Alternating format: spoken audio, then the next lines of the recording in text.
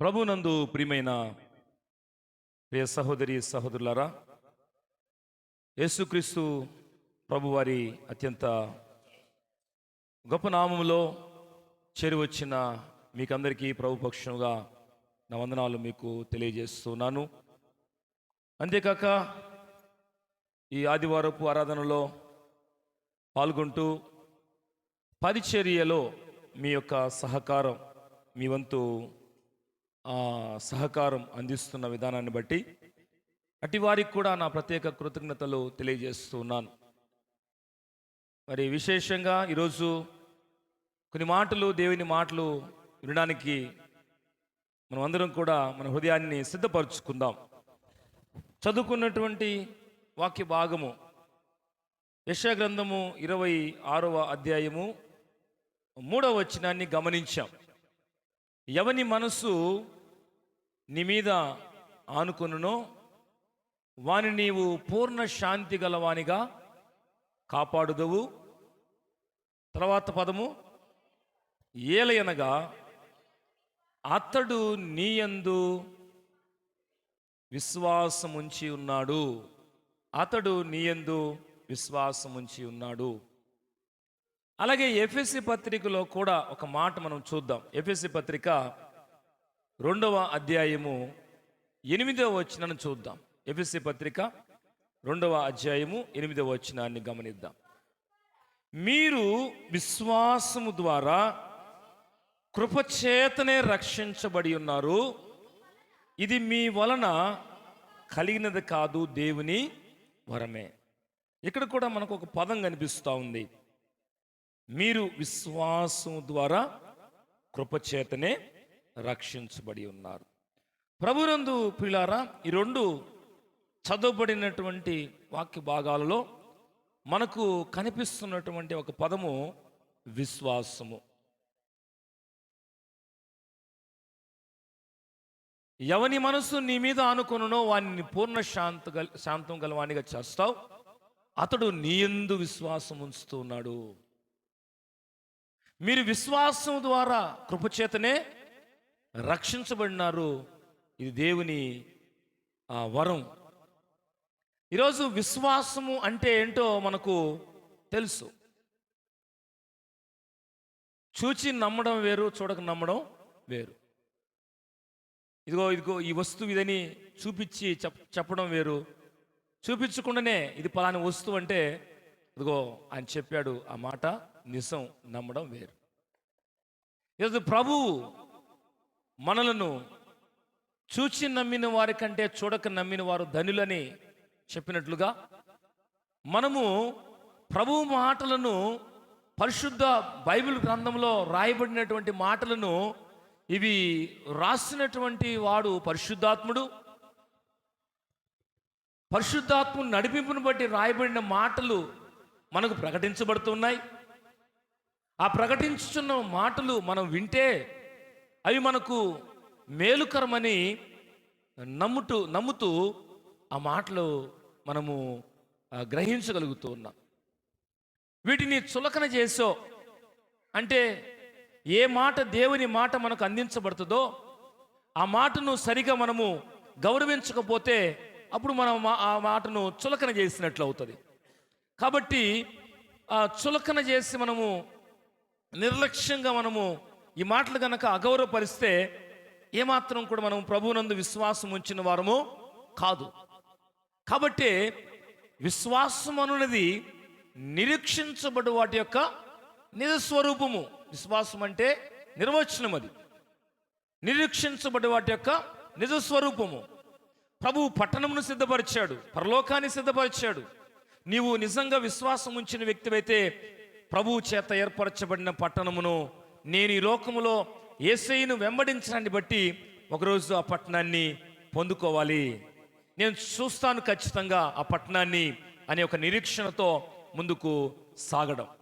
కాబట్టి విశ్వాసం అనే పదాన్ని ఎన్నోసార్లు మనము ఉపయోగిస్తూ ఉంటాం.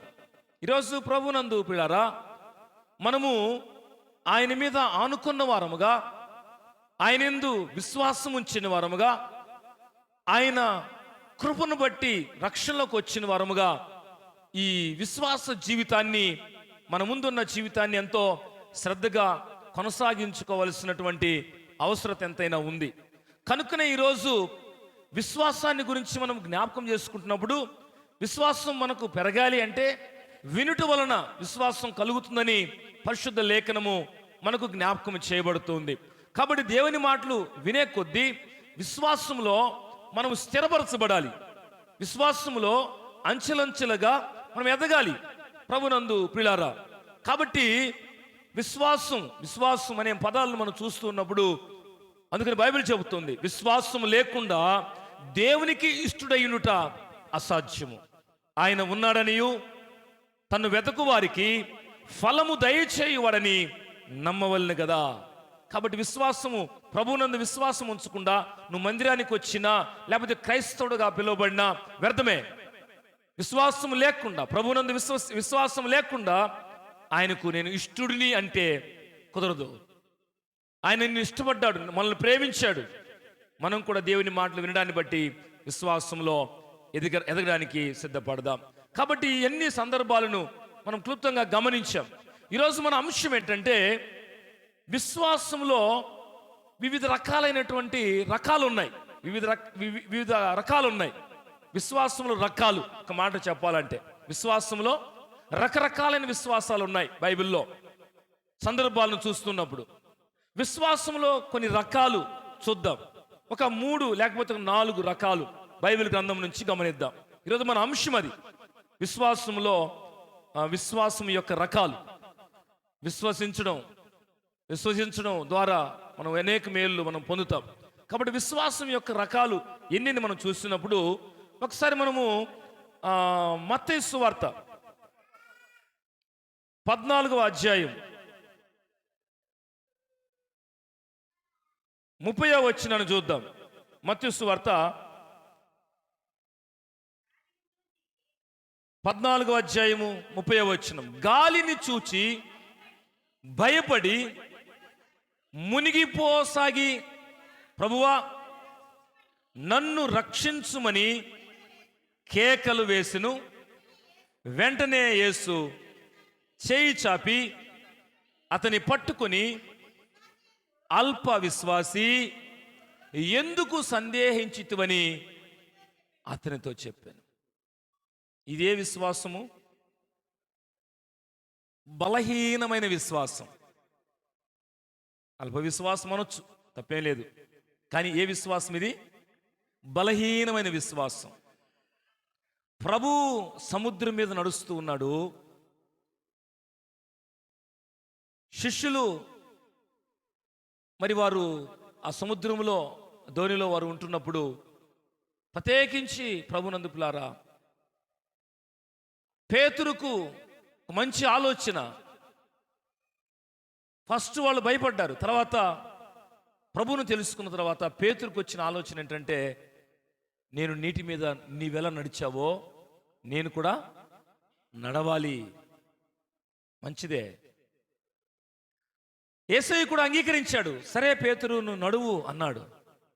ఆ నీటి మీద నడుస్తూ ఉన్నప్పుడు పేతురు ఏమవుతున్నాడు? మునిగిపోతూ ఉన్నాడు. ఈరోజు చాలా మంది కూడా ప్రభువును అంగీకరించామని చెప్పుకుంటూ ఉన్నారు. ఒకవేళ ప్రభు ద్వారా మేము ఈ మేలు పొందుకోవాలని ఆశ కలిగి ఉన్నారు. కొన్ని పర్యాయాల్లో ఆ సముద్రంలో పేతురు ఎలాగైతే బలహీనమైన విశ్వాసం, మొదట మంచి విశ్వాసం ఉంది, తర్వాత బలహీనమైన విశ్వాసం ద్వారా మునిగిపోతున్నాడో, ఈరోజు కూడా చాలా మంది ప్రభువునందు ప్రియులారా, మొట్టమొదట ప్రభువును అంగీకరించిన తర్వాత ప్రతి విషయం కూడా, ఏది చేయాలన్నా ఏది చేయకూడదన్నా దేవుని దగ్గర అడగాలి, సేవకుని అడగాలి, వాక్యంలో ఉందా లేదా అని 1-2 సార్లు గ్రహించి చూసి ఆలోచన చేసేవాళ్ళు కొంచెం కాలమైన తర్వాత మునిగిపోతూ ఉన్నారు లోకంలో. ఆ సముద్రము లోకానికి సాదృశ్యం. ఈరోజు కూడా కొన్నిసార్లు లోకంలో ఉన్నటువంటి పరిస్థితుల్లో మేము ప్రభు బిడ్డలము, ప్రభువును అంగీకరించాము, ఆయన మాటల ద్వారా నడిపించబడాలి, ఆయన మార్గం నడవాలి, ఆయన విశ్వాసం ఉంచిన తర్వాత అంతం వరకు విశ్వాసాన్ని కొనసాగించుకోవాలని మరి మొదట అన్ని తెలుసుకున్న వ్యక్తులు కొన్ని పర్యాయాలు లోకములో మునిగిపోతూ ఉన్నారు. ప్రభు ఒక మాట అన్నాడు, అల్ప విశ్వాసి, ఎందుకు నీవు సందేహించావు? ఎందుకు నీవు అనుమానపడ్డావు? గాలిని చూచి భయపడి. ఈరోజు అనేకులను గాలి లాంటి వార్తలు, అంటే ఉపయోగం లేదు వాటి వలన, వ్యర్థమైనటువంటి మాటల ద్వారా కొన్ని పర్యాయాలు కొంతమంది వ్యక్తులు నిన్ను క్రైస్తవ్యంలో బలహీనపరచడం కోసం కొన్ని మాటలు అనవచ్చు, కానీ కొన్ని రకాలైనటువంటి మరి ఆ మాటలు నీతోటి సూటిపోటి మాటలు అనవచ్చు, కానీ ప్రభువునందు విశ్వాసం ఉంచిన వ్యక్తి ఎక్కడ కూడా బలహీనం కాడు. అల్ప విశ్వాసంలోకి వెళ్ళడు, బలహీనమైన విశ్వాసంలోకి వెళ్ళడు. అల్ప విశ్వాసి, ఎందుకు సందేహించావు? నువ్వు నడవాలనుకున్నావు, నడుస్తూ ఉన్నావు, అడుగులు ముందుకు పడుతూ ఉన్నాయి, ఎందుకు మధ్యలో నీవు బలహీనుడు అయ్యావు? ఈరోజు కూడా చాలామంది క్రైస్తవ జీవితంలో మధ్యలో తిరిగి లోకంలోకి వెళ్ళిపోతూ ఉన్నారు. కారణం ఏంటంటే వారి విశ్వాసము బలహీనమైనదిగా ఉండడం. ఈ వాక్యం వినే టయానికి ఒకవేళ నీవు ఇంతవరకు ప్రభువునందు విశ్వసించి ఆయన ద్వారా వచ్చే ప్రతి మేలును పొందుకుంటూ నీ విశ్వాసాన్ని పెంచుకుంటూ పోతూ ఉంటే చాలా మంచిదే. లేదంటే ఎక్కడైనా ప్రభువా, ఇదిగో ఫలాని సందర్భంలో ఫలాని వ్యక్తి చెప్పిన మాటను బట్టి వాక్యము నీవు నాకు తెలియపరుస్తున్నప్పటికీ ఆ వ్యక్తి మాటను గౌరవించాను, ఆ వ్యక్తి మాట వలన నాలో సందేహం పెరిగింది, బలహీనమైన హృదయంగా మార్చబడ్డాను. ఇదిగో నేను ఈ వాక్యం వినే ముందు సమయం వరకు కూడా లోకంలో ఉన్నాను. ఈరోజు నన్ను నువ్వు హెచ్చరించావు కనుక ఈరోజు నుంచి నేను ఎక్కడ బలహీనురాలను కానయ్యా. నేను నీ వైపే చూస్తాను. సముద్రాన్ని, గాలిని, పరిస్థితులను చూచినటువంటి పేతురు మునిగిపోతూ, గాలిని చూచి భయపడి మరి మునిగిపోతూ ఉన్నప్పుడు ప్రభు చెబుతున్న మాట, ఎందుకు సందేహిస్తున్నావు పేతురు? ఎందుకు సందేహిస్తున్నావు? అల్ప విశ్వాసి, ఎందుకు సందేహిస్తున్నావు? ఈరోజు కూడా నీ ఎదుట ఉన్నటువంటి కొన్ని సమస్యలు, కొన్ని పరిస్థితులు, అనుమానంతో కూడినటువంటి మాటలు, అనేక రకాలైనటువంటి పరిస్థితులు కొన్నిసార్లు మనల్ని బలహీనలు చేయవచ్చు, బలహీనపరచవచ్చు. కానీ అల్ప విశ్వాసం, బలహీనమైన విశ్వాసము ఎవరం కూడా మనం కలిగి ఉండకూడదు. చివరికి ప్రభువే పేతురు చేయి పట్టుకొని ఆ మునిగిపోతున్న వ్యక్తిని పైకి లాగుతూ ఉన్నాడు. ఈరోజు మనము గమనించాల్సిన మాట ఏంటంటే, మొదటి మాట, విశ్వాసంలో కొన్ని రకాలు ఉన్నాయి. మొదటి రకం ఏంటంటే బలహీనమైన విశ్వాసం. ఇది మనకు ఉపయోగకరం కాదు. బలహీనమైన విశ్వాసం ఎలా ఉంటుందంటే, ప్రార్థనకు పోవాలి, కూర్చోవాలి, రావాలి. అక్కడ ఏం చెప్పబడుతున్నాయి, ఆ మాటల ద్వారా నాకు ఎలాంటి ప్రయోజనం ఉంది, ఈ మాటలు నేను జాగ్రత్తగా వినడం ద్వారా నేను ఎలాంటి దీవెన నేను పొందగలుగుతాననేటువంటి ఆలోచన లేకుండా కేవలంగా వచ్చి వెళ్ళిపోతూ ఉంటే మనం పొందే ప్రయోజనం ఏమి లేదు. నీవు ప్రభు మాటలు వినడానికి వస్తున్నావు, ప్రభు వైపున చూస్తున్న ప్రతి వ్యక్తి కూడా ఎక్కడ కూడా సందేహించడు, బలహీనపరచబడే హృదయంగా ఉండడు. ఈరోజు మన లోకంలో ఉన్నప్పుడు రకరకాలైన పరిస్థితుల్లో మనలను విశ్వాసం నుంచి వేరు చేయాలని ఎన్ని ప్రయత్నాలు చేసినా బలహీనపరచబడాం. అందుకనే పేతురు అక్కడ ఆ సందర్భాన్ని ప్రభు మనకు జ్ఞాపకం చేస్తున్నాడు. మనం కూడా కొన్నిసార్లు ఈ లోక సంబంధమైన పరిస్థితుల్లో బలహీనమైన హృదయాలుగా, భయపడే హృదయాలుగా, కొంతమందికి రకరకాలైన భయాలు మనల్ని ప్రభువు దగ్గర నుంచి దూరం చేస్తాయి. అంటే పరిపూర్ణంగా ఆయన యందు విశ్వాసం ఉంచిన వాడు బలమైన విశ్వాసాన్ని కలిగి ఉంటాడు, బలహీనమైన విశ్వాసాన్ని కలిగి ఉండడు. ప్రతిదానికి సందేహించడు. కొంతమందికి ప్రతిదానికి అనుమానం, ఇది చేస్తే ఏమవుద్దో, అది చేస్తే ఏమవుద్దో, అక్కడికి పోతే ఏమవుద్దో, ఇక్కడికి పోతే ఏమవుద్దో, ఇల్లు ఇలా కట్టుకుంటే ఏమవుద్దో, ఇలా కట్టుకుంటే ఏమవుద్దో, ఈ సమయంలో ప్రయాణం బయలుదేరితే ఏమవుద్దో, ఈ మాసంలో ఈ వివాహం పెట్టుకోవచ్చో పెట్టుకోకూడదో, అనుమానాలు, బలహీనమైన విశ్వాసం. ప్రభు కృపను బట్టి దినములు, సమయములు అన్ని ఆయన ఆధీనంలో ఉన్నాయి. సమస్త భూమి నాది. ఏ పనిని, ఏ పరిస్థితుల్లో నువ్వు ప్రార్థన చేసి ప్రారంభిస్తావో ఆ పని విషయంలో, ఆ పరిస్థితుల విషయంలో దేవుడు మనకు సహాయకరంగా ఉంటాడు. బలహీనపరచబడేటువంటి పరిస్థితే ఆలోచన చేయాల్సిన అవసరం లేదు. కాబట్టి మొదటి మాట ఏంటంటే విశ్వాసంలో మొదటి రకం ఏంటంటే బలహీనమైన విశ్వాసం. బలహీనమైన విశ్వాసం. ఇంకొక మాట మనం చూద్దాం. ఇంకొక మాట మనం చూసినట్లయితే ప్రభునందు పిల్లారా, మత్తయి సువార్త 8వ అధ్యాయము 10వ వచనాన్ని చూద్దాం. ఇక్కడ ఒక విశ్వాసాన్ని మనం జ్ఞాపకం చేసుకుంటాం. ఈరోజు ఆ మాటలు మనం గుర్తు చేసుకుందాం. యేసు ఈ మాట విని ఆశ్చర్యపడి వెంట వచ్చుచున్న వారిని చూచి, ఇశ్రాయేలీలలో ఎవనికైనను ఇంత విశ్వాసం ఉన్నట్లు చూడలేదని నిశ్చయముగా మీతో చెప్పుచున్నాను. యేసు ప్రభువారు తన పరిచర్యలో భాగంగా అలా పరిచర్య చేస్తూ ఉంటున్నప్పుడు యేసు ప్రభువారి దగ్గరకు ఒక వ్యక్తి వస్తూ ఉన్నాడు. ఆయన పేరు బైబిల్లో లేదు, కానీ ఆయన హోదా ఉంది. ఆయన హోదా ఏంటంటే శతాధిపతి. శతాధిపతి ప్రభు దగ్గరకు వచ్చి తన దాసుడు బలహీనుడుగా బాధలో ఉంటున్నప్పుడు ఆ వ్యక్తిని ప్రేమిస్తూ ఒక బాధ్యతగా ప్రేమతో ఆ వ్యక్తిని కొరకు వేడుకోవడం కోసం ప్రభు దగ్గరకు వస్తున్నాడు శతాధిపతి. శతాధిపతి ప్రభు దగ్గరకు వస్తూ చెప్తున్న మాట ఏంటంటే, అయ్యా, నా దాసుడు ఇంటి దగ్గర బలహీనుడిగా మంచం బట్టి ఉన్నాడు. నీవు ఇక్కడ సెలవిస్తే నా దాసుడు ఇంటి దగ్గర ఉన్న వ్యక్తి బాగవుతాడు.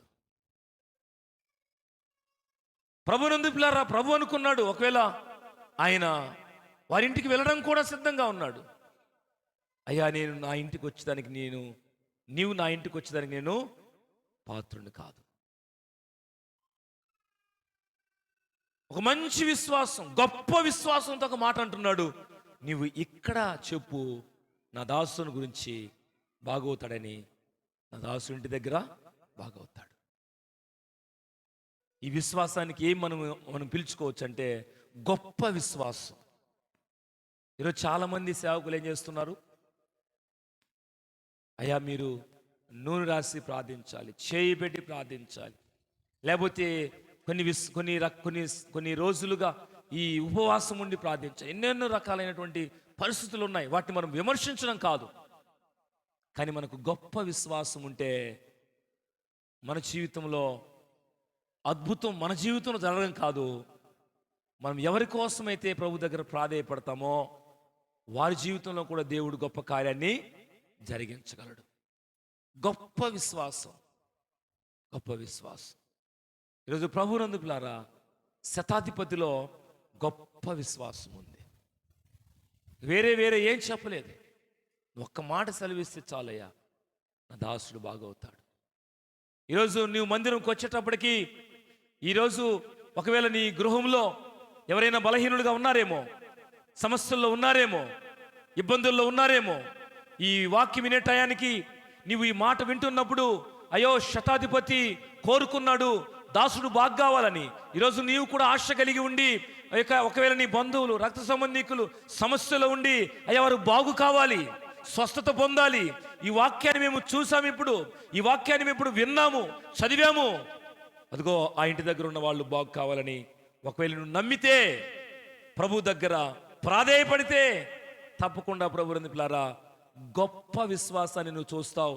నీవు దేవుని కృపను బట్టి వచ్చే వారం వచ్చి మందిరంలో పోయిన వారం చెప్పిన వాక్యం ద్వారా, ఇదిగో మా ఇంటి దగ్గర బలహీనంగా ఉన్న వ్యక్తి, ఆయన కోసం నేను ఇక్కడ వేడుకున్నాను, ప్రభు కార్యం చేశాడు అని సాక్ష్యం చెప్పగలవు. ప్రియమైన సహోదరి సహోదరుడా, ఒకవేళ నువ్వు ఎక్కడి నుంచి ఈ వాక్యం వింటున్నావో, నువ్వు కనుక విశ్వసించి ఏ సమయంలో నువ్వు వినబోతున్నావో, ఒకవేళ ఈ సమయంలో నువ్వు వింటూ ఉన్నావు, గొప్ప విశ్వాసాన్ని ఆ శతాధిపతి కలిగి ఉన్నాడు. గొప్ప విశ్వాసం. మాట చెబితే చాలు, నువ్వు మాట చెబితే చాలు. కాబట్టి బలహీనమైన విశ్వాసాన్ని పేతురులో మనం చూస్తూ ఉన్నాం. తర్వాత పేతురు బలమైన సాక్షిగా మార్చబడ్డాడు. నెక్స్ట్ అది, కానీ మొదట్లో సందర్భానుసారంగా గమనించాం. రెండవది ఏంటంటే గొప్ప విశ్వాసం. ఈరోజు మన సంఘంలో ఉన్నటువంటి కుటుంబాలన్నీ కూడా గొప్ప విశ్వాసంలో ఉన్న కుటుంబాలుగా సిద్ధపరచబడుదురుగాక. ఈ వాక్యం వినే టయానికి మేము గొప్ప విశ్వాసం అలా కలిగి ఉందంటే దేవుని నామానికి మహిమ కలుగును గాక. ఇక్కడ ప్రార్థన చేయించుకుంటే మాకు ఎక్కడున్నా మేలు కలుగుతుంది, దేవుడు సహాయం చేశాడని ఆ గొప్ప సాక్ష్యం మీరు కలిగి ఉంటే చాలా సంతోషం. 2 రకాలైన విశ్వాసాలు చూసాం. 3వ రకమైన విశ్వాసం చూద్దాం. ఇక్కడ కొంచెం మనము ధ్యానం చేస్తూ ముందుకెళదాం. ఒకసారి మనము ఆది కాండము 22వ అధ్యాయము 5వ వచనాన్ని చూద్దాం. ఆది కాండము 22వ అధ్యాయము 5వ వచనం చదువుతాం మాటను. 22వ అధ్యాయం 5వ వచనం. తన పని వారితో, మీరు గాడిదతో ఇక్కడనే ఉండుడి, నేనును ఈ చిన్నవాడును ఎక్కడైతే దేవుడు బలిని కోరాడో ఇస్సాకును, అక్కడికి వెళ్ళి ఆ పర్వతం మీదకి వెళ్ళి దేవునికి మొక్కి మరలా మీ యొద్దకు వచ్చేదమని చెప్పి దహన బలికి కట్టెలు తీసుకొని తన కుమారుడగు ఇస్సాకు మీద పెట్టి తన చేతితో నిపును కత్తిని పట్టుకొని పోయాను. సందర్భము అనేకులకు ఇది కొంత అవగాహన ఉంది. పరిశుద్ధ లేఖనంలో అబ్రహామును దేవుడు పరీక్షించాడు. దాదాపుగా 100 సంవత్సరాల ప్రాయంలో సంతానాన్ని ఇస్సాకును దేవుడు ఇచ్చాడు. ఆయన బలిగా కోరుకున్నాడు, నాకు బలిగా కావాలి అని అడిగాడు. అడిగితే అబ్రహాము వెనుకకు అడుగు వేయలేదు. ప్రభు మాటను గౌరవించి ఇస్సాకును తనతో ఉన్నటువంటి కొంతమంది పనివారిని తీసుకుని ఆ బలి అర్పించడం కోసం వెళుతూ ఆ ఎత్తైన స్థలంలోకి వెళ్ళడానికి ముందుగా తన పనివారితో చెప్తున్న మాట ఏంటంటే, మీరు ఇక్కడే ఉండండి, నేను వెళ్ళి అక్కడ దేవునికి మొక్కి మళ్ళీ వస్తాను అని చెప్పాడా, లేకపోతే మేమిద్దరం పోతున్నాం మళ్ళీ ఇద్దరం వస్తామని చెప్పాడా? ఆ పదాన్ని మీరు అర్థం చేసుకోండి. యెహోవా చూచుకొనును, ఆయనే చూసుకుంటాడు. యెహోవా ఈరే, ఆయనే చూచుకుంటాడు. ఈ విశ్వాసాన్ని ఏమని మనం పిలవచ్చు అంటే బలమైన విశ్వాసం. ఎంత బలమైన విశ్వాసం అంటే, ఒక పక్క కొడుకు దేవుడు అడిగాడు, ఇచ్చేయాలి ఆయనకి, కానీ పనివారు ఏమని చెప్పాలి? నేను పోయేసి వచ్చేస్తానయ్యా అని చెప్పాలి. ఒకవేళ పదాన్ని అర్థం చేసుకుంటే పనివాళ్ళకు అనుమానం వస్తుంది, పనివాళ్ళు వెంబడి రావచ్చు. ఒక పక్క కొడుకు అడిగాడు, అన్నీ ఉన్నాయి, దహన బలికి గొర్రెపిల్లేది, కొడుకు అడిగాడు. ఈ మాట చెబుతున్నప్పుడు కొడుకు అనుమానం వస్తుంది. ఇవన్నీ ఏం లేవు, అనుమానాలతో కూడినటువంటి ఆలోచనలు అబ్రహాంలో లేవు. మేము వెళ్తాము మళ్ళీ వస్తాము. మళ్ళీ వచ్చారా ఇద్దరు? ఒకడే వచ్చాడా? ఎందుకంటే అబ్రహాం విశ్వాసము బలమైనది.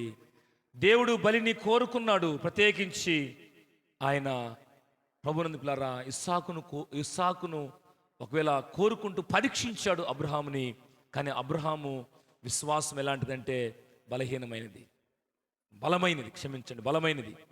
ఎంత బలమైనది అంటే, అవసరమైతే నీవు అడిగితే నేను కుమారుని కూడా ఇవ్వగలను అని ఎక్కడికి వెనుకకు అడుగు వేయలేదు. ఈరోజు మనల్ని కూడా దేవుడు కోరుకుంటున్నాడు. కొన్నిసార్లు మనము దేవునికి ఇవ్వవలసిన రీతిలో ఇవ్వకపోతే మన విశ్వాసం బలమైనది కాదు. అందుకని ఇచ్చే విషయం అని వచ్చింది కాబట్టి చెప్తున్నాను.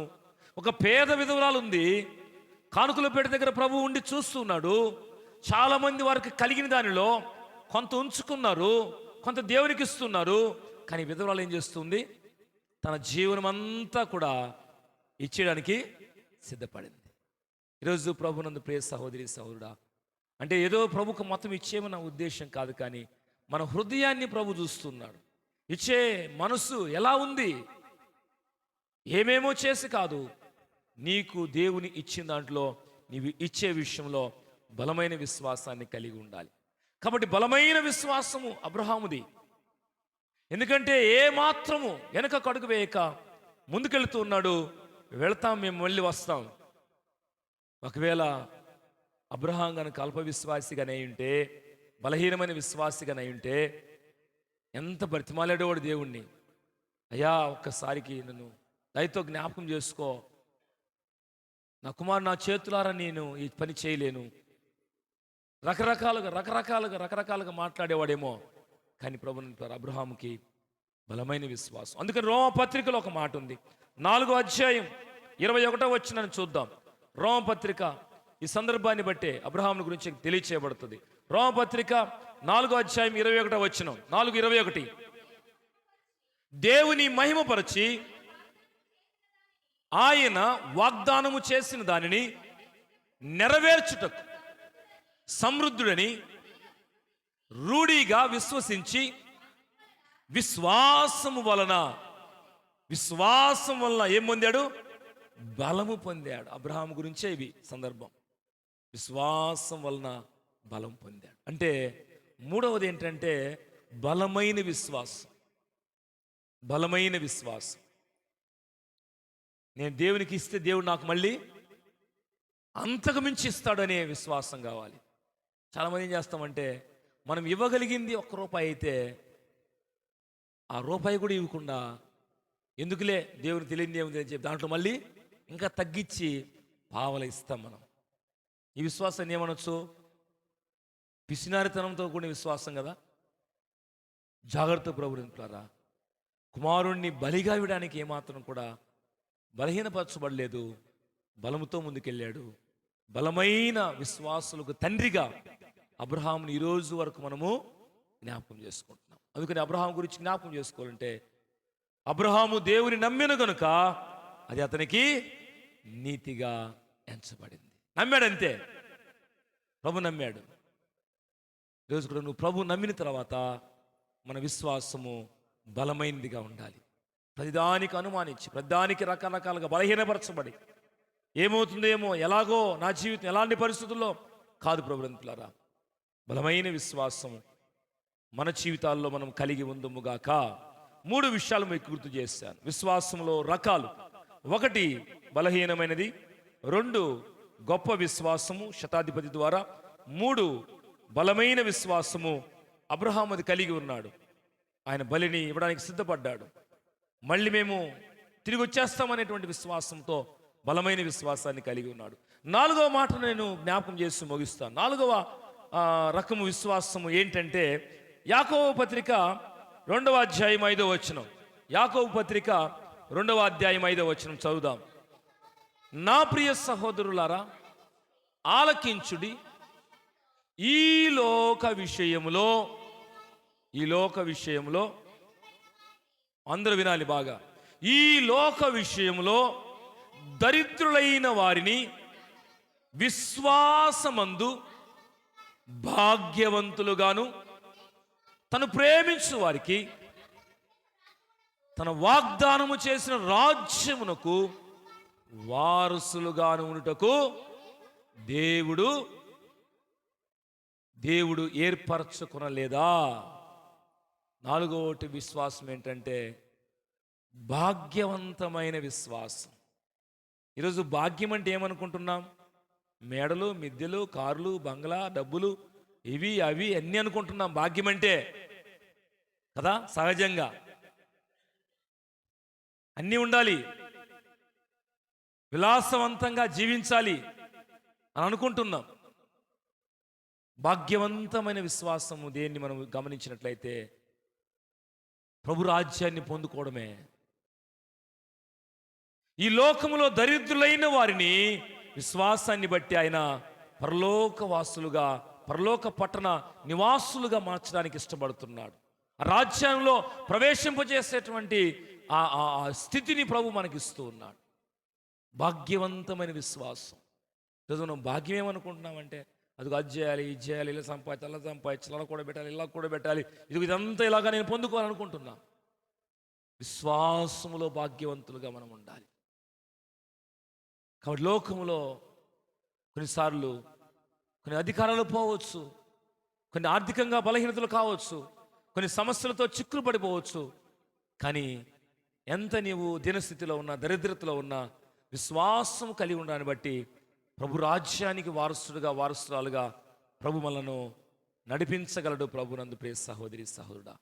కాబట్టి నాలుగోది ఏంటంటే భాగ్యవంతమైన విశ్వాసం. భాగ్యవంతమైన విశ్వాసం కలిగి ఉన్న వ్యక్తి ప్రభు రాజ్యము చూడగలుగుతాడు, ఆయన రాజ్యమును స్వతంత్రించుకోగలుగుతారు. కాబట్టి మొదటి మనం చూసాం బలహీనమైన విశ్వాసం. బలహీనమైన విశ్వాసంలో ఉండే మరి జీవితాలు మనం ఎవరం కూడా ఉండకూడదు. అలాంటి వారు బలహీనమైన విశ్వాసం లేకుందురుగాక మన సంఘంలో. రెండవది గొప్ప విశ్వాసం కలిగిన సంఘము మన సంఘము ఉండునుగాక. శతాధిపతికి ఉన్నటువంటి విశ్వాసం మనం జ్ఞాపకం చేసుకున్నాం. మూడవది మనం గమనించాం, అబ్రహాము బలమైన విశ్వాసాన్ని కలిగి ఉన్నాడు. ఎంత బలం అంటే, నేను వెళ్తాను మళ్ళీ తిరిగి వస్తాం, మేము వెళ్తాము తిరిగి వస్తాము, నేను పోతున్నాం, మేము పోతున్నాం మళ్ళీ వస్తాను అని చెప్పలేదు. చాలా తేడా ఉంది. కొన్ని ఆ తెలుగు గ్రామర్ మనం ఉపయోగిస్తే కదా, మనం సహజంగా ఉపయోగించ పెద్దగా. నేను వెళ్ళి మేము వెళ్ళి మళ్ళీ వచ్చేదము. బలమైన విశ్వాసాన్ని అబ్రహాం కలిగి ఉన్నాడు. అలాగే దేవుని పరిచర్యలో ఆయనకు సహకరించే విషయంలో మనం ఎంత మనస్ఫూర్తిగా దేవునికి మన జీవితాన్ని అప్పగిస్తామో అంత రెట్టింపైనటువంటి మేలులు మన దేవుడు దయచేస్తాడు. కాబట్టి బలమైనటువంటి విశ్వాసం. చివరిది చెప్పాను, భాగ్యవంతమైన విశ్వాసం. ఈ లోక భాగ్యాలు ఇవన్నీ కూడా మనం కోరుకుంటున్నాం. అది కావాలి, ఇది కావాలి, ఆ కారు, ఈ బంగ్లా, ఆ డబ్బులు, ఈ బంగారం, ఆ నగలు, ఆ వస్తువులు, ఈ వస్తువులు, ఇదిగో ఇల్లు కట్టుకుంటే ఇలా కట్టుకోవాలి, ఇల్లు ఇలాంటివి అన్నీ ఉండాలి అనుకుంటున్నాం. ఇవన్నీ కూడా ఒకరోజు ఏమైపోతాయో తెలియదు, లయమైపోతాయి. కానీ పరలోకము లయమైపోయే రాజ్యం కాదు.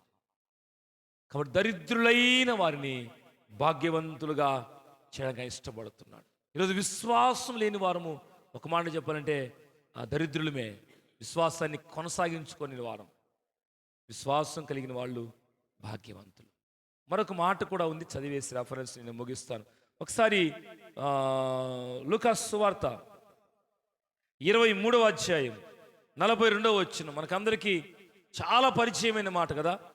23:42 ఇదే అంటారు చూస్తే ఇప్పుడు టక్కని. ఆయనను చూచి యేసు, నీవు నీ రాజ్యముతో వచ్చినప్పుడు నన్ను జ్ఞాపకము చేసుకునమని అందుకు ఆయన వానితో, నేడు నీవు నాతో కూడా ఎక్కడుంటావు. ఎంత భాగ్యం ప్రభునందు పిల్లారా. ఇది భాగ్యమా, పరలోక భాగ్యమా కాదా? కేవలం కొంత సమయంలో యేసయ్యను విశ్వసించాడు. సిలువ మీద, ఆ సిలువ మ్రాను మీద వేలాడుతున్నటువంటి దొంగ ప్రభువుని విశ్వసించాడు. ఈరోజు నీ పేరు బైబిల్ పేరే, నువ్వు మందిరం కాచి ఆదివారం వస్తావు, నీవు చేసే కార్యక్రమాలు క్రైస్తవ సంప్రదాయ పద్ధతిలో చేస్తున్నావు, సేవకుడు నీవు గౌరవిస్తున్నావు, ఒకవేళ అవసరమైతే ఏదైనా ఇవ్వవలసిన విషయం ఇస్తున్నావు. కానీ పరలోకాన్ని పోగొట్టుకుంటే ప్రయోజనం లేదు. చాలా ప్రాముఖ్యం. భాగ్యవంతమైన విశ్వాసం ఏంటంటే పరలోకాన్ని పొందుకోవడమే భాగ్యవంతమైనది. నువ్వెంత దీనుడిగా ఉండవచ్చునేమో, పేద వ్యక్తిగా ఉండవచ్చునేమో, దరిద్రతలో ఉండవచ్చునేమో, కానీ ప్రభువునందు ఉన్నవాడు నీవు దరిద్రుడవు కాదు, నీవు భాగ్యవంతుడు. ప్రభువునందు ప్రియ సహోదరి, వాక్యం వింటున్న సహోదరుడా. కాబట్టి ఆ దొంగ ప్రభువునందు విశ్వాసం ఉంచాడు. నీ రాజ్యంతో వచ్చినప్పుడు నన్ను జ్ఞాపకం చేసుకున్నామని చిన్న ప్రార్థన చేశాడు. పరలోకం పొందుకోనేటువంటి క్రైస్తవ జీవితం ఎందుకు? పరలోకం పొందుకోలేనటువంటి క్రైస్తవ పరిస్థితులు మనకెందుకు? పరలోకం పొందుకోవాలి, అది భాగ్యం. పరలోకము మన ఆత్మ అక్కడికి వెళితే అది భాగ్యం. పరలోకానికి మన ఆత్మ వెళ్ళకపోతే మరొక స్థలంకి వెళుతుంది, అది నరకం.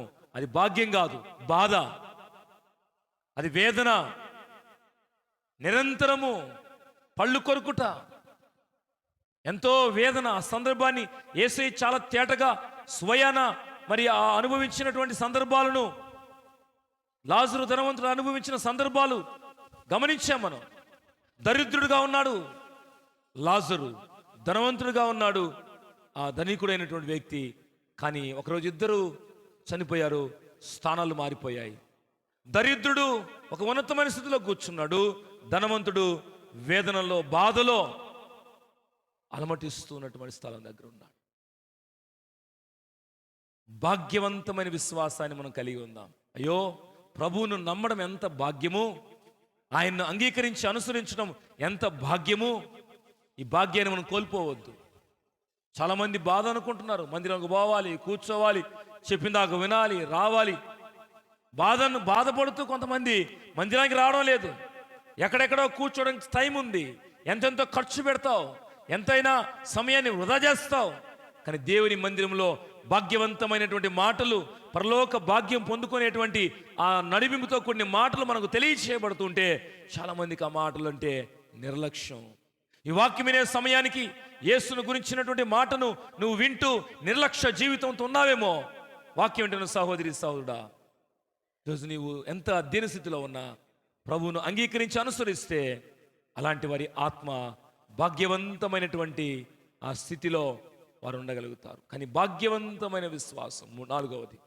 4 రకాలైన విశ్వాసాలు చూసాం. 1 బలహీనమైనది, 2 గొప్ప విశ్వాసము, 3 బలమైన విశ్వాసము, 4 భాగ్యవంతమైన విశ్వాసం. పరలోకాన్ని పొందుకోవడము అది భాగ్యం. ప్రభునందు పిల్లారా, కొన్నిసార్లు అంటూ ఉంటాం, అయ్యా ఎంత భాగ్యం ఆయనకి, ఎంత భాగ్యం ఆమెకి అంటూ ఉంటాం మనం. భాగ్యం అనుకుంటే కాదు, భాగ్యం అనుకుంటే బాధలో ఉండడం కాదు. ప్రభునందు పిల్లారా, భాగ్యం ఏంటంటే దొంగ చాలా దగ్గరగా ప్రభువును చూశాడు, ఆయన పైన విశ్వాసం ఉంచాడు. నీ రాజ్యం నన్ను జ్ఞాపకం చేసుకోమన్నాడు, ఉంచుకోమని కూడా చెప్పలా, నీ రాజ్యం నన్ను జ్ఞాపకం చేసుకోమన్నాడు. వెంటనే యేసయ్య భాగ్యవంతమైనటువంటి పరలోక పట్టణ వారసుడుగా దొంగను ఏర్పరిచాడు. నేడు నీవు నిశ్చయముగా నాతో కూడా ఉంటావు, నిశ్చయముగా నీవు నాతో కూడా ఉంటావు. ఎక్కడుంటావు? నేను ఏ స్థలంలో ఉంటాను. ఏ స్థలంలో ప్రభు ఉంటాడు? ఉన్నతమైనటువంటి స్థలం, పునాదులు కలిగిన పట్టణం, పరలోక పట్టణంలో ప్రభు ఉంటాడు. ఆ ప్రభుతో కూడా ఉండే భాగ్యాన్ని దొంగ పొందుకున్నాడు. మరొక దొంగకు అవకాశం ఉంది, కానీ ఆయన అట్టి లోక భాగ్యాన్ని కోరుకుంటున్నాడు. నీవు నిజంగా దేవుని కుమారుడు అయితే నిన్ను నీవు రక్షించుకో, మమ్మల్ని కూడా రక్షించు. కానీ ఇంకో దొంగ, ఆయన విశ్వాసం భాగ్యవంతమైనది, పరలోక భాగ్యాన్ని పొందుకునే దొంగ. అంతవరకు దొంగే, కానీ ప్రభు దగ్గరకు వచ్చిన తర్వాత పరలోక భాగ్యాన్ని పొందుకున్న విశ్వాసి. ఈరోజు మనం కూడా దేవుని మందిరంలోకి వచ్చేంత వరకు, దేవుని వాక్యం వినేంత వరకు ఈ లోక సంబంధంగా నువ్వు ఆలోచన చేసి దేవుని మందిరంలో అడుగుపెట్టిండొచ్చు. కానీ వాక్యం విన్న తర్వాత, అయ్యా ఈ దరిద్రమైనటువంటి ఆలోచనలు, దరిద్రమైన లోకము, నా పరిస్థితులు, వీటి కోసం నేను పరుగులు తీశాను. ఎంతో వయస్సు గతించిపోయింది, సమయం గతించిపోయింది. ఈరోజు భాగ్యమైనటువంటి పరలోకాన్ని నేను పొందుకోకపోతే నా అంత దరిద్రుడు, నా అంత దరిద్రురాలు ఎవరుండరు. ఈరోజు నాతో సూటిగా మాట్లాడించావు వాక్యం రూపేణ. ప్రభా, నేను భాగ్యాన్ని పొందుకోవాలి. దొంగ ఎలాగైతే నీ రాజ్యం ఉందని గ్రహించాడో, నీ రాజ్యంలో నెమ్మది ఉందని గ్రహించాడో, నేను కూడా నీ మాటలు వింటున్నప్పుడు భాగ్యవంతమైన విశ్వాసాన్ని కలిగి పరలోక భాగ్యాన్ని పొందుకుంటాను ప్రభు అని ఒక తీర్మానంతో ఇక్కడి నుంచి మనం బయటికి వెళదాం. ప్రభునందు ప్రియ సహోదరి సహోదరుడా, కాబట్టి విశ్వాసంలో ఎన్నో రకాలు ఉన్నాయి, సందర్భానుసారంగా ఎన్నో ఉన్నాయి. కానీ మనం 4 జ్ఞాపకం చేసుకున్నాం. ఒకటి బలహీనమైన విశ్వాసము. అటు బలహీనమైన విశ్వాసం మనము కలిగి ఉండవద్దు. ఈరోజు సరి చేసుకుందాం. సందేహించే అల్ప విశ్వాసంతో కూడిన ఆలోచనలు ప్రక్కన పెడదాం, ప్రభునందు విశ్వసించుదాం. రెండవ విశ్వాసాన్ని మనం గమనించాం, గొప్ప విశ్వాసము. గొప్ప విశ్వాసం, శతాధిపతి ఒక మాట చెప్తే నాకు మేలు అవుతుంది, మనం కూడా అట్టి విశ్వాసంలోకి నడిపించబడదు. నమ్మేస్తున్నాడు, చెప్పేస్తున్నాడు, మేము వెళ్తాము వచ్చేస్తాము. గొప్ప బలమైన విశ్వాసం. ఏమాత్రం ఎట్నైనా తీసుకుపోతే ఆడ ఎలాగకపోతే బాగుండు మంట, లేకపోతే ఆడికి పోయిన తర్వాత మళ్ళా వచ్చేయంటే బాగుండు, ఎన్ని అనుమానాలు లేవు అబ్రహాంకి. వెళ్ళాడు, అన్ని సిద్ధం చేశాడు. ఆ బలి అర్పించే ముందు ప్రభు ఒప్పుకోలేదు, మళ్ళీ ఇద్దరూ వచ్చేసారు. నాలుగోది భాగ్యవంతమైనది. ఈ లోకంలో అన్ని సంపాదించుకుని తన ప్రాణం పోట్టుకుంటే ఆ వ్యక్తికి ఏం ప్రయోజనం అని బైబిల్ చెప్తూ ఉంది. అన్ని సంపాదించుకున్నాడు, పేరు సంపాదించుకున్నాడు, ధనము సంపాదించుకున్నాడు, ఆస్తి సంపాదించుకున్నాడు, ఏమేమో సంపాదించుకొని పరలోకాన్ని పోగొట్టుకుంటే ఆ వ్యక్తి ప్రయోజనము లేదు. కాబట్టి పరలోకాన్ని పొందుకోవాలి. పరలోకాన్ని పొందుకోవడం భాగ్యం. పొందుకోవాలంటే ప్రభువునందు విశ్వాసం మనము ఉంచగలగాలి. ఈ విశ్వాసము ఈ ఆదివారం వరకే కాదు, ఇది చూస్తున్నంత వరకే కాదు, వింటున్నంత వరకే కాదు, అంతం వరకు సహించాలి, రక్షణను కాపాడుకోవాలి. దొంగ సడన్గా పరిస్థితులు ఆయనకి ఎంత అనుకూలంగా మార్చబడ్డాయి చూడండి. యేసుప్రభు వారిని ఆయనతో పాటు సిలువేస్తున్నారు. వారిద్దరూ కలిసి ఆయనతో పాటు సిలువేయబడుతున్నారు. ముగ్గురు ఉన్నారు, కానీ ఒక వ్యక్తి మాత్రం భాగ్యాన్ని పొందుకునే ఆలోచన లేదు. ఒక వ్యక్తి మాత్రం గొప్ప భాగ్యాన్ని పొందుకున్నాడు. నేడు నీవు నాతో కూడా పరదేశంలో ఉంటావు. ఈ వాక్యం వినే టయానికి ప్రియమైన సహోదరి సహోదరుడా, నేను నిత్య రాజ్యానికి వారసుడుగా ఉండాలి. ఇది గొప్ప వరము, దేవుని దీవెన. ఆ దీవెన నేను ధన్యతగా భావిస్తాను, కానీ మరొక రకంగా నేను భావించనని ఒక మంచి మనసుతో ఇక్కడి నుంచి మనం బయటికి వెళదాం. ఈ వాక్యాన్ని నేను ముగిస్తున్నాను. ప్రియ సహోదరి సహోదరుడా, ప్రభు మాటలు మనందరి హృదయాల్లో దీవించబడును గాక. బలమైన విశ్వాసం కలిగి మనము దేవుని యొక్క భాగ్యమైన పరలోక పట్టణాన్ని స్వతంత్రించుకుందాము గాక. దేవుడి మాటలు దీవించును గాక. తల వంచుదాం, కళ్ళు ముద్దాం, ప్రార్థన చేద్దాం. తల వంచి కళ్ళు మూసుకుంటుండగా ప్రార్థన చేద్దాం. ఈ వాక్యము మనందరి వినికిడిలో దేవుడు ఆశీర్వదించినట్లు ప్రార్థన చేసుకుందాం. తల వంచుదాం, కళ్ళు ముద్దాం, ప్రార్థన చేసుకుందాం. ప్రభా, నీ విలువైన వాక్యమును నీ మాకు జ్ఞాపకం చేశావు, నిన్ను స్తుతిస్తున్నాను ప్రభా. అవునయ్యా, మేము ఎట్లాంటి విశ్వాసాన్ని మేము కలిగి ఉన్నాము,